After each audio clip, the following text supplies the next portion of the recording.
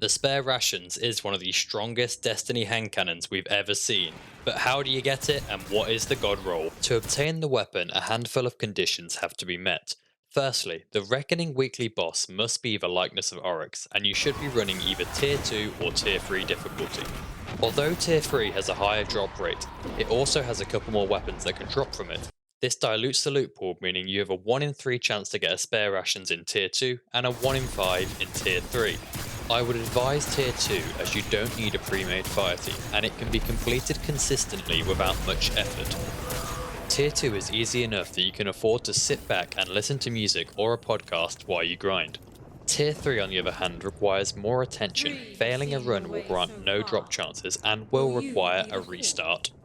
For the bridge part of the activity, your team will benefit from supers like a tether, well of radiance and the ward of dawn, as this time-based part of the activity is focused on holding down 6 different checkpoints. In this section, try to conserve heavy ammo for the boss fight. After completing this section, you'll be given 4 minutes to defeat the likeness of Oryx. Spam heavy ammo and supers to kill the boss as fast as possible. The spare rations itself, intrinsically, is a lightweight frame. This means you have increased movement speed while using the weapon.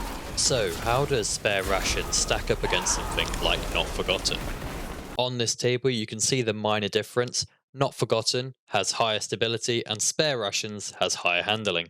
So, let's get into the best perks for the weapon and what the god rolls are for the spare rations. So right then, this is the table you're looking at. These are all the perks for the spare rations. I'm going to start by removing some of the less desirable perks. In column 1, I'm leaning towards hammer forged rifling, as it's a flat 10 range bonus without any disadvantage.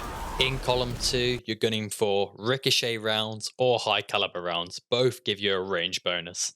Now, the king in column 3 is that rapid hit, best perk for PvP, amazing on a hand cannon, and I cannot stress how good it is. The aim down sight speed is already really good, but if you want to chuck snapshot on there, no complaints, still an amazing perk. Now, in column 4, we have so many amazing perks. Rangefinder's fantastic, moving targets, swashbuckler, multi-kill clip, rampage, everything you want really. Now, anything on this screen is fantastic, but if you really want an edge, if you really want to have the best roll possible, here are my personal picks for the god rolls. Right, the roll on the bottom here is the guaranteed roll that drops from Gambit Prime. Okay, for PvE, we have corkscrew rifling, flared magwell, 4th times the charm, multi-kill clip, and finally a reload masterwork. Now, this roll at the top's more of an experimental one. I haven't actually seen it, but having subsistence and rampage could be a really good roll, especially over rampage spec. That could be a bit of fun.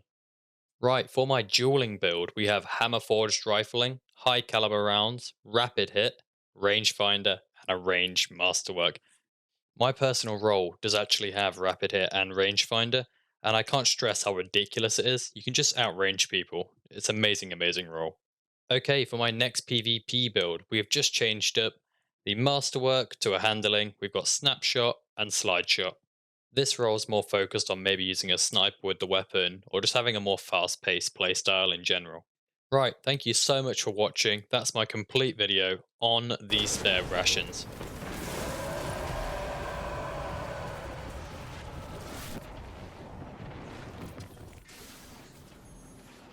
The echoes screamed as they died, and the dredgen will consume them. He eats well with you around.